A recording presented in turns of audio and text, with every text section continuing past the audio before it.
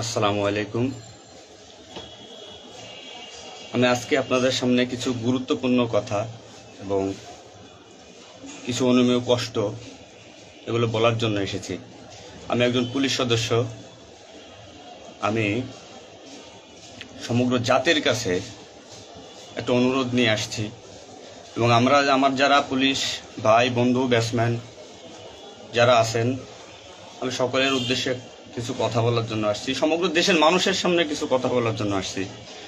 যারা আজকে এই নতুন স্বাধীনতা যারা অর্জন করেছে, যে সমস্ত ছাত্ররা মারা গেছে, সাধারণ মানুষ মারা গেছে, সর্বস্তরের জনগণ যারা মারা গেছে, আমি তাদের প্রতি সমবেদনা এবং দুঃখ প্রকাশ করছি। এবং আমার যারা পুলিশে যারা মারা গেছেন যে সমস্ত ভাইয়েরা, তাদের প্রতি আমার সমবেদনা, তাদের পরিবারের জন্য আমার সমবেদনা।